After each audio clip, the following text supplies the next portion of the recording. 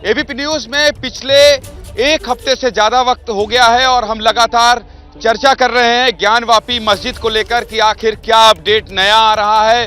Session court, high court और फिर supreme court और फिर वापस लौटकर जिला जज तक क्या क्या हो रहा है, हम हर वो पहलू आपको एबीपी न्यूज में दिखा रहे हैं और हर दिन दिखा रहे हैं। बनारस की शान और बनारस की पहचान, काशी के गंगा घाट से यहां पहुंचकर हम ये सब आपसे को इसलिए दिखाते हैं ताकि बनारस की आन बान शान दिखा सकें, गंगा मां का दर्शन करा सकें।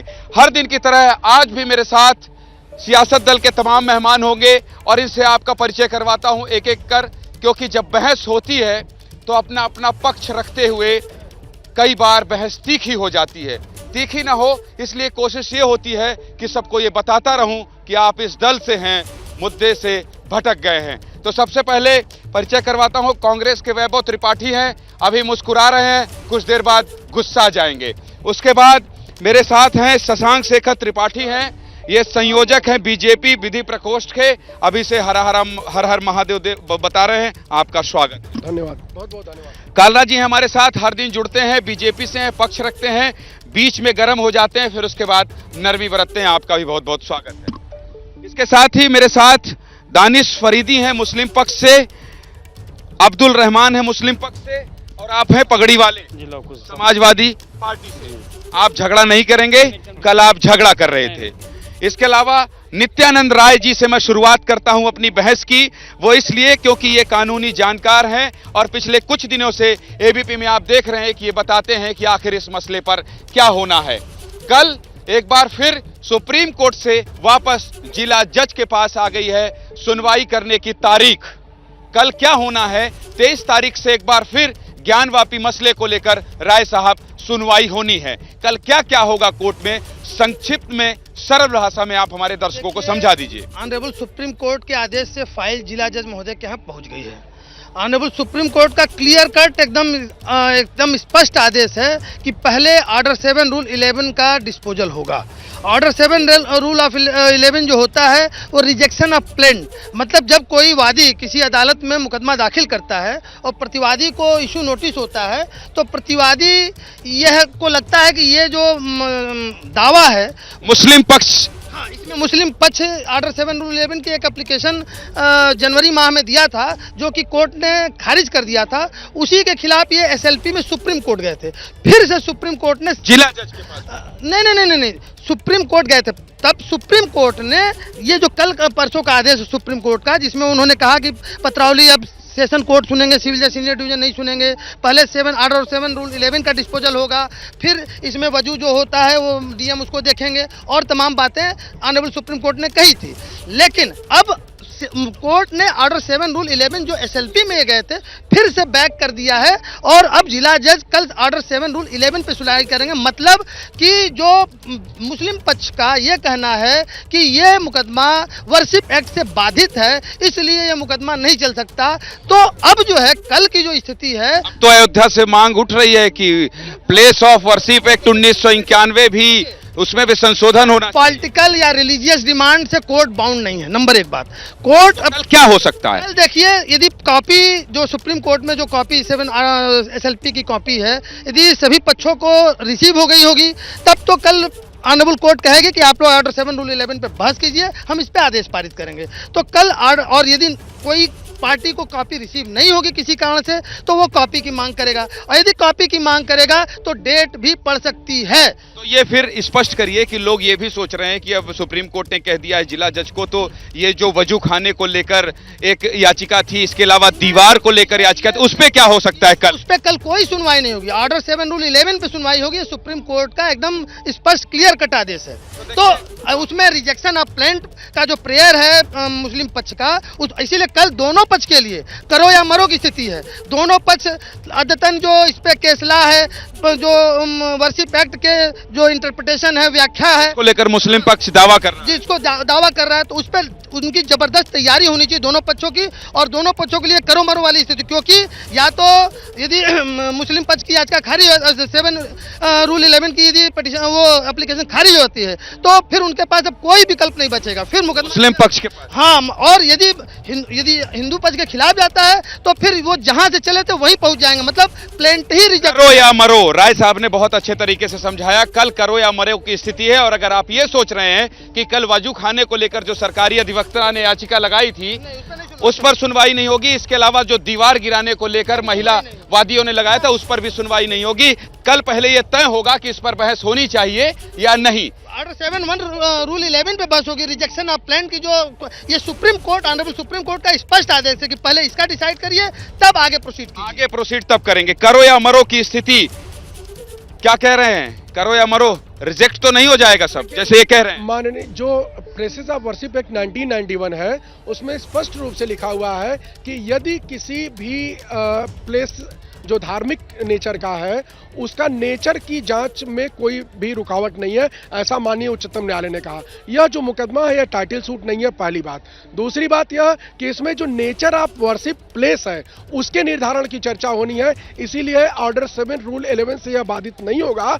अगर यह ऑर्डर 7 रूल 11 से यह बाधित होता तो माननीय उच्चतम न्यायालय पहले ही डिसाइड कर देता, क्योंकि प्लेसेस ऑफ वर्शिप एक्ट में। आप विधि प्रकोष्ठ बीजेपी के व्यक्ति हैं, आप कानूनी जानकार हैं, मैं आपसे भी पूछना चाहता हूं, इस पर तो सुनवाई नहीं होनी है ना कल, जो दीवार की और वजू खाने की सुनवाई तो नहीं होनी है।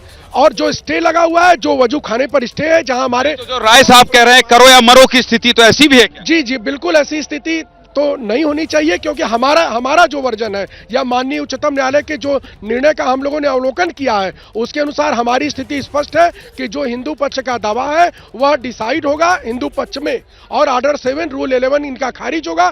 क्योंकि अगर ऑर्डर 7 रूल 11 खारिज होना रहता और प्लेसेस ऑफ वर्शिप एक्ट के तहत अगर यह बाधित होता तो माननीय उच्चतम न्यायालय वहीं पर इसको डिसाइड कर देता और इसको खारिज कर देता। शशांक शेखर जी कांग्रेस, शशांक शेखर जी वैभव त्रिपाठी हैं कांग्रेस, इनसे भी बात कर लेते हैं। ये जो खारिज होना, एक्सेप्ट होना और ये सब हो रहा है, देख रहे हैं आप? बिल्कुल देख रहे हैं। क्या समझ में आ रहा है आपके? समझ यही आ रहा है। ये लोग तो चिंतन शिविर में हैं, चिंतन शिविर में हैं, और राहुल जी तो सुन रहे हैं लंदन भी चले गए, तो उनको इससे कोई मतलब नहीं है, उनकी पार्टी का कोई मतलब नहीं। लोग फंस देखिए कोई फंस नहीं रहा है। दोनों भाई गए लंदन, हाई स्कूल दोनों स्कूल पास दोनों भाई लंदन। बताइए आपकी जब बात आती है, ये लोग आपकी जब बात आती, आ रहा हूँ मैं देखिए अब वो वितंडावाद फैलाएंगे और इनको बोलते जाइए आप, ये बीजेपी है। देखिए ऐसा है कि ये यहाँ जितने भी लोग हैं, जिस व्यक्ति को इन्होंने भारत का पहला शिक्षा मंत्री बनाया, जिसको भारत के ज्ञान की कोई जानकारी, जिस व्यक्ति मोदी का जन्म पाकिस्तान में हुआ तुमने प्रधानमंत्री बनाया। कहाँ पाकिस्तान में हो? क्या बात करते हैं त्रिपाठी जी? पाकिस्तान से आए हैं, कांग्रेस आडवाणी पाकिस्तान से आए हैं। गांधी के प्रतिनिधि है, ये राहुल गांधी के प्रतिनिधि है, ये पप्पू हो चुके हैं, ये पप्पू हो चुके हैं राहुल। देखिए पप्पू राहुल, एक बार मेरा वैभव भाई, मैं यहाँ एक वैभव भाई, का जन्म पाकिस्तान, ये वैभव भाई देखिए है। अरे त्रिपाठी जी इनको अंतर नहीं समझ में आता। त्रिपाठी जी पाकिस्तान चलेंगे। पाकिस्तान त्रिपाठी एक सेकंड, त्रिपाठी शशांक भाई एक सेकंड, अरे वैभव भाई रुक जाइए आप। बिरयानी एक सेकंड, वैभव भाई मैं भी बहुत तेज से चिल्ला लूंगा। मैं ये कह रहा हूं पाकिस्तान चलेंगे, पाकिस्तान तुरंत नहीं पहुंचते हैं ना, थोड़ा वक्त लगेगा, रास्ता लंबा है, धीरे धीरे आइए बहस में। आप तुरंत वैभव भाई उनको शांत करा रहा हूं। एक सेकंड, अब आप बीजेपी के लोग पाकिस्तान चले जा रहे हैं तो क्या करें? लौट क्या रहे? वैभव भाई अपनी बात रखिए। शशांक भाई आ रहा हूं।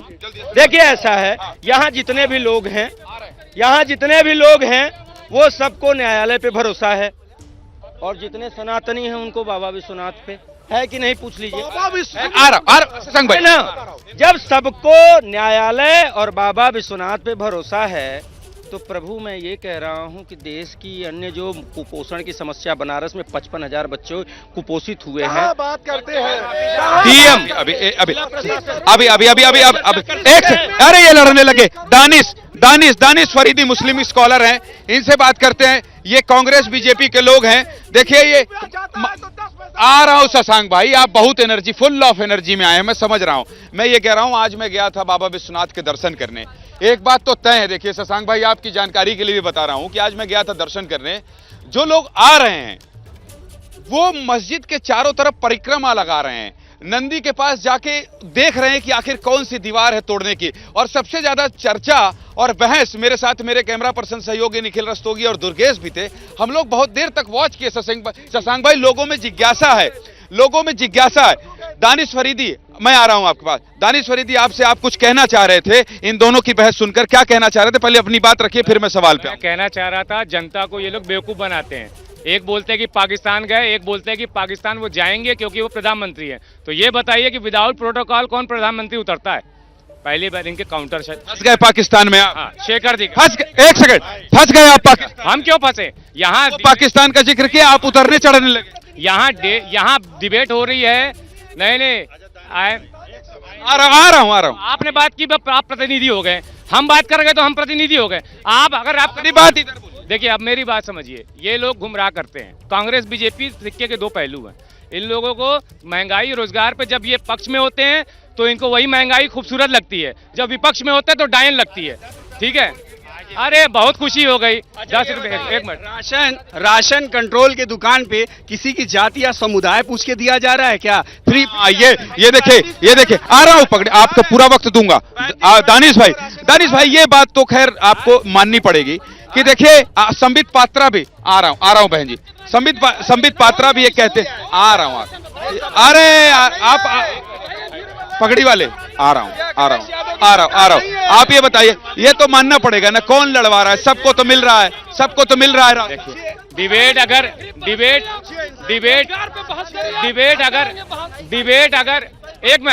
अगर इस तरीके से होगी तो सबसे अच्छा विशेषज्ञ मंडी है, वहां आ जाओ, सब लोग अपनी दुकान लगा लो। नहीं। चलिए, पगड़ी वाले के पास आते हैं, समाजवादी पार्टी से हैं, ये कुछ कहना चाह रहे हैं।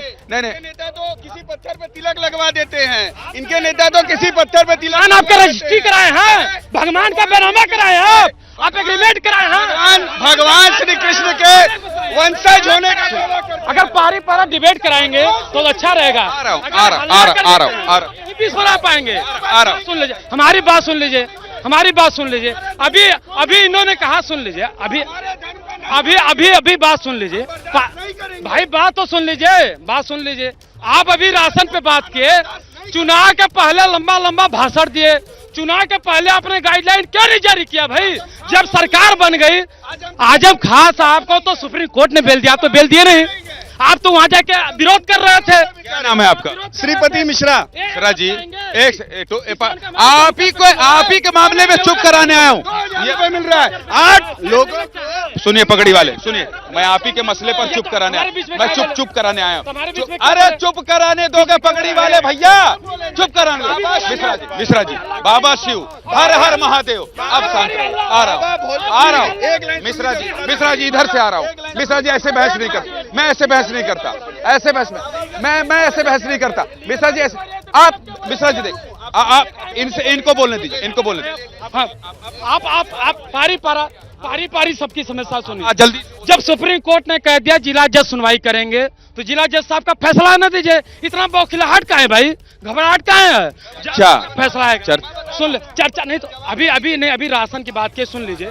आप पता करिए, हर जिले में जब वोट के पहले आपने हर गरीब नौजवान छात्रों को ने कहा पूरे प्रदेश में हम फ्री में राशन बांटेंगे। अब आप कह दिए फ्रिज, कूलर, साइकिल रहेगा, राशन रिकवरी कराएंगे। आप समझ लीजिए, पता कर लीजिए, भारतीय जनता पार्टी के पल्ले कोई पॉइंट नहीं है। आप किसानों का कर्जा माफ नहीं कर रहे हैं, किसानों का बिजली फ्री वाले भैया, आप सुनो, आप नहीं है, बात करते नहीं आप। आपकी बात सुनिए, आपकी बात सुनिए। ठीक, बिल्कुल। फिर आपके पास आऊंगा। बिल्कुल आइए, झगड़ा मत नहीं, करिए। ठीक। दानिश भाई आपके पास में आऊं। एक सेकंड, मैं शशांक भाई, बेरोजगार है। शशांक भाई आ गया, कालराज जी आ गया। एक मिनट, शशांक भाई आ रहे।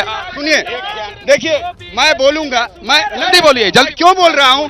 जब बाबा विश्वनाथ के ऊपर कोई इस तरीके का भद्दा कमेंट करेगा और ये जो कहेगा कि मैं श्री कृष्ण का वंशज हूं, और ये कहता है कि किसी पत्थर पे तिलक लगा दीजिए, झंडा गाड़ दीजिए, पीपल के पेड़ के नीचे रख दीजिए, वो शिव हो जाएगा? पगड़ी वाले भाई, अब इसका बिना हल्ला किए जवाब देना। हल्ला नहीं करना है, शांति से। कहीं भी पत्थर लगा दो शिव हो जाएंगे। अखिलेश यादव को यह बयान देना चाहिए क्या, जब जान रहे हैं ज्ञानवापी मसले पर इतना सब बहस हो रही है, इतना मुद्दा गर्म है? ऐसा क्यों कहना चाहिए उनको? आपके नेता के इनके सवाल का जवाब दीजिए, बिना चिल्लाए दीजिएगा, और फिर मैं अगले गेस्ट के पास। अगर ये बोलेंगे सेंट है, हम बोले प्रदूषण है। भैया बोले सेंट है, हम बोले प्रदूषण है। जवाब नहीं हुआ इसका। जवाब तो बता रहे हैं। अब बताइए, कुर्सी पे सुन लीजिए, पहले बात सुन लीजिए। अगर अगर संपित पात्रा बनेंगे तो डिबेट नहीं हो पाएगा, भरम उतार दीजिएगा। पगड़ी वाले अब बहस करिए। सुनिए, क्यों अखिलेश यादव के बयान को आप क्या मानते हैं? अच्छा ये बताइए, अखिलेश यादव का बयान सही है गलत? बिल्कुल सही है, कोई बयान गलत नहीं है। आज पूरे देश का पूरे देश ये काशी है। इस तरीके का बयान का समर्थन करेंगे, इस तरीके का समर्थन करेंगे, भगवान शिव के साथ खेलेंगे, भगवान शिव को खेलवाएंगे। कालर जी अपनी बात रखिए। अब कालर जी अपनी मैं एक मिनट अब शांत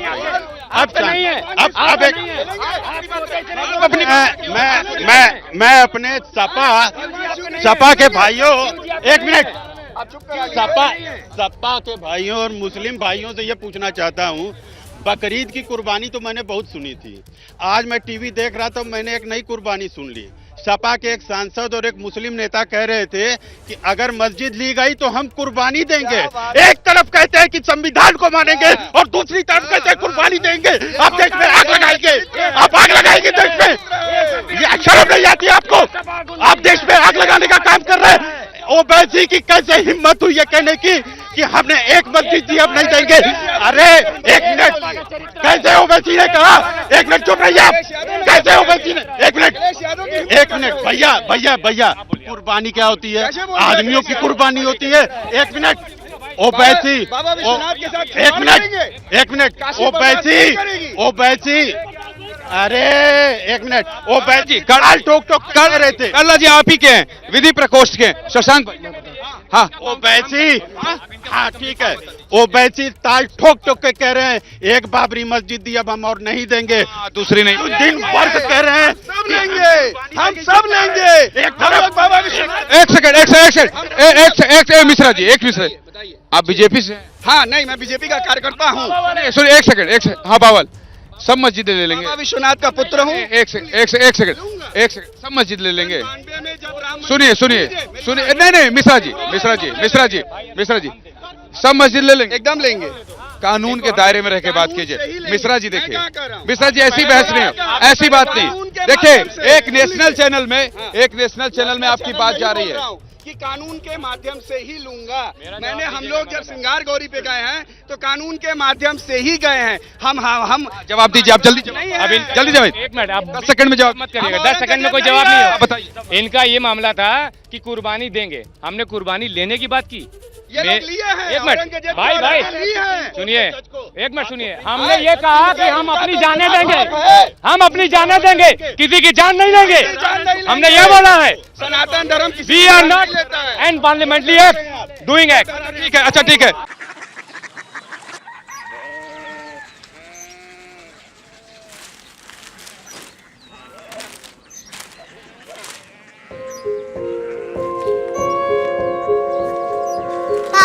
बाबा कोरिया सिटी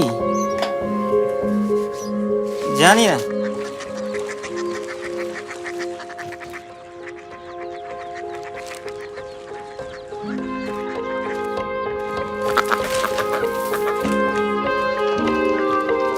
कोरिया सिटी? हाँ।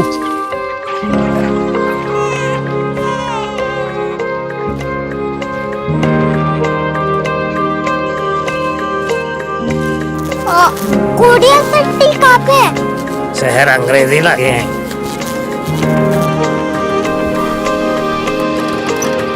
Korea city.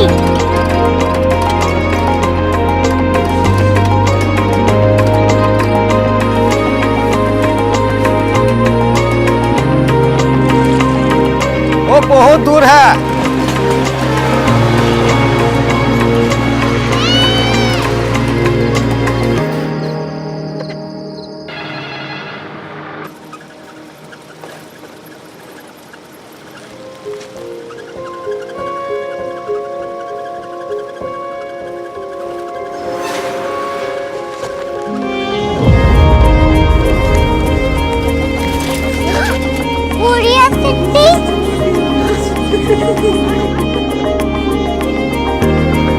दुनिया को बोलना नहीं, कुछ लोग बड़े होते हैं। कोरिया सिटी कहाँ प्रोफेसर साहब को पता होगा।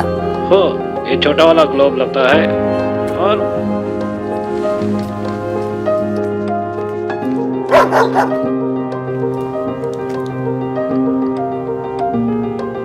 पता नहीं, मेरी बेटी से जाके मिल लो, शायद उसे मालूम हो।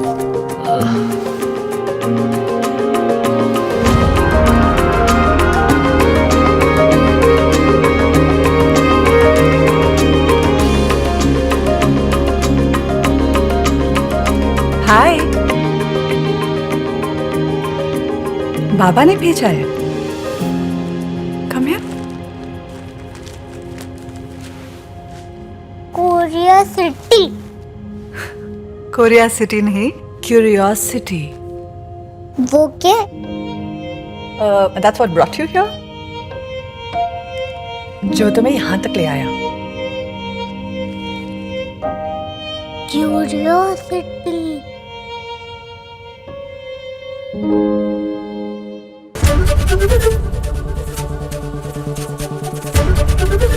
ABP न्यूज आपको रखे आगे।